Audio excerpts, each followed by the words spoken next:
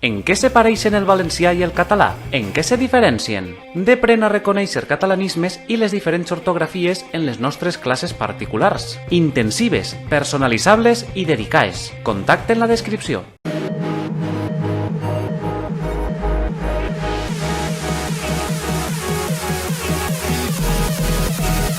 Què passa, gent del submón? Què passa, gent del submón? Benvinguts al submón de Juan i Patri. Què passa, gent del submón? Benvinguts de nou al nostre noticiari. En el que analitzem l'actualitat valenciana més recent, especial i desconeguda. Sempre en valencià i en normes del Puig. I en to valencianiste, per què no? Avui tenim notícies de tota classe, socials, culturals, ecològiques. Però es comencem en la nostra nova secció, política.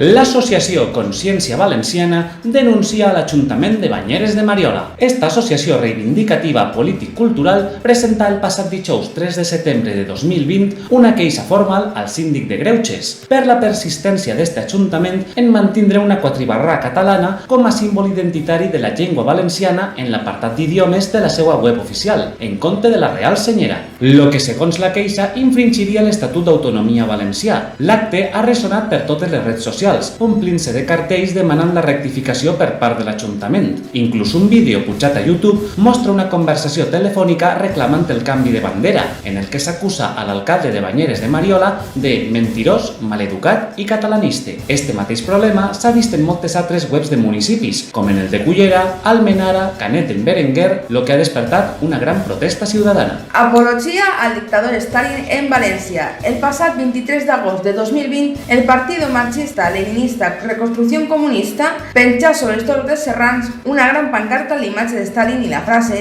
en defensa de Stalin, héroe de la classe obrera, en protesta per eixa data, 23 d'agost, ser declarada per la Unió Europea com a Dia Internacional contra les víctimes del nazisme i del stalinisme, ja que fon el 23 d'agost de 1939 quan l'Alemanya nacionalsocialista i la Unió Soviètica invadiren Polònia, donant inici a la Segona Guerra Mundial i a dos de les més terribles dictadures de la història de la humanitat. Se considera a Stalin un dels majors genocides en el món, en més de 10 milions de morts a les seues esquenes, entre repressió, fam, guerra i extermini directe, com el genocidi d'Ucrània, sumant-se als quasi 100 milions que han provocat les dictadures comunistes en tot el món. La Unió Europea i la llei espanyola condenen fins a 50 anys de presó l'exaltació de genocides o la negació d'estos actes. A pesar de tot, aquestes exaltacions no han patit cap represàlia per part de les autoritats, que tampoc han fet cap acte en memòria de les víctimes del comunisme. El propi partit Reconstrucción Comunista renega de que s'equipare el comunisme al nazisme i afirma que la burguesia europea criminalitza l'imatge de Stalin. Des d'este noticiari demanem que se respecte la memòria de les víctimes de tots els totalitarismes. Ara passem a un altre tipus de notícies. Societat.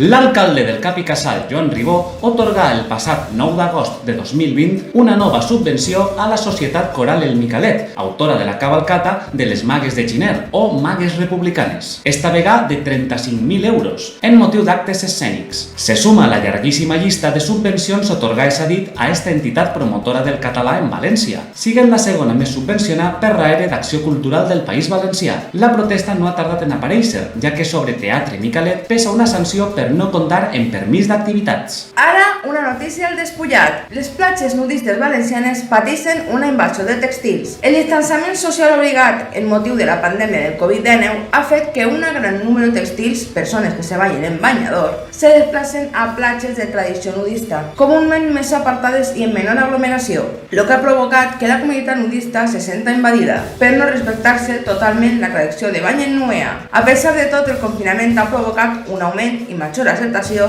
d'este estil de vida en tot el món, major comoditat, més naturalitat, perfecte per a passar llargues temporades en casa, fins al punt de tornar-se una moda en països com Regne Unit. En València és un estil de vida en ascens. Inclús l'Ajuntament de la Vila Joiosa ha sigut considerat per la Federació Espanyola de Naturisme com a model de gestió del nudisme. Una notícia molt natural. Igual que les que venen ara, notícies ecològiques.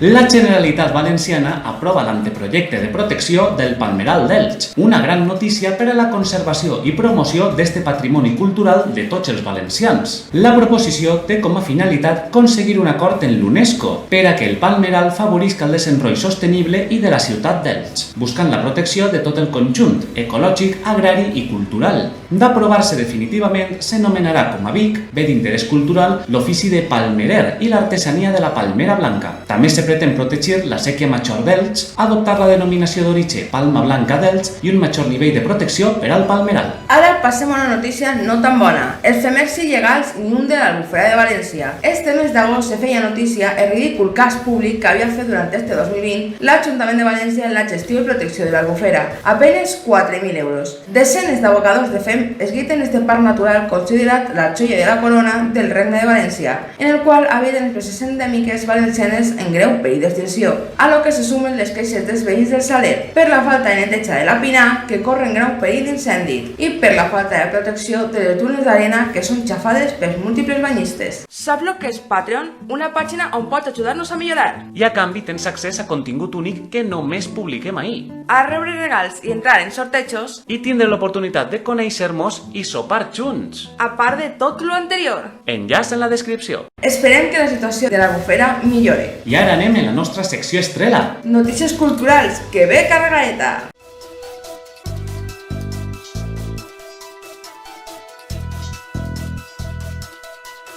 L'arquitecte Josep Blesa genera polèmica en Twitter per les seues declaracions antivalencianes. El passat agost de 2020, este polèmic arquitecte valencià efectuava unes declaracions insultants, amenaçants i provocadores que han encès la crítica entre la societat valenciana. Fou famós en l'any 2018 per acosar i insultar a historiadors i periodistes i actualment treballa en projectes públics, com el futur Institut de Secundària de la Patacona, en Alboraya. Se declara obertament com a valencià sobiranista, soci número 40 d'Acció Cultural del País Valencià, Déu de Micalet i membre de moltes altres entitats d'arreu dels països catalans, siguent més famós pel seu compromís en el catalanisme que per la seva trajectòria d'arquitecte. Entre les seues declaracions valencianofòbiques afirma que se deurien de repartir carnets de valencià, referint-se a que qui no parle valencià, entès com a català, no hauria de considerar-se ciutadà de València, o que els valencians que se senten espanyols són uns fills de putes valencianos, tot acompanyat d'amenaces i insults com puta Espanya o que repartirà llenya en uns amics balcànics. I seguim en el catalanisme. Se complixen 100 anys del primer aplec per la terra. La plataforma Decidim, plataforma pel dret a decidir del País Valencià, commemora este passat dia 26 d'agost de 2020 el centenari dels aplecs de Betxí de 1920, recolzats per l'Ajuntament de Betxí.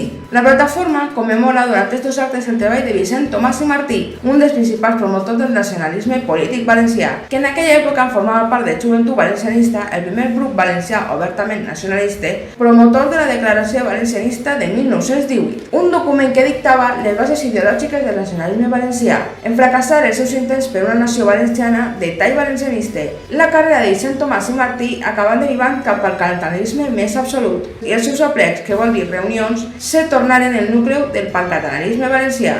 També se complixen 96 anys del naixement de Vicent Andrés Estellés, conegut com el poeta de la vulgaritat pel contingut vast i ordinari de les seues poesies, en les que moltes voltes proferia insults i menyspreu cap a la cultura valenciana. És considerat com un dels majors representants del catalanisme valencià i el passat 4 de setembre de 2020 haguera complit 96 anys, data que fon celebrar per associacions promotores del català com Acció Cultural del País Valencià. I apleguem a la notícia més important del moment, també relacionant el catalanisme, però esta vegada en l'adoctrinament dels més menuts. Vicent Marsà, actual conseller de Cultura, de Deport i Educació de la Comunitat Valenciana, felicita el nou curs escolar mostrant el Penó de la Conquesta. Este setembre de 2020, tots els valencians se sorprenien davant d'esta imatge d'un col·legi de Xàbia, en la que se presenta el Penó de la Conquesta expost en una paret i que el conseller de Cultura ha triat per a felicitar el nou curs escolar en les redes socials. El Penó de la Conquesta se tracta d'un estàndard del segle XV, associat deliberadament deliberadament a la manipulació històrica procatalana de València, que es relaciona en l'estandard de Jaume I, i per tant sigue la verdadera bandera valenciana en contra de la Real Senyera, representant una suposta catalanitat dels valencians. Ja farem un vídeo sobre aquest tema parlant en tot luxe de detalls. Si el voleu veure, clica i dalt. Vicent Marsà és famós per la seva ideologia pro-catalana i en la foto se destaca com el penó està situat en una zona molt visible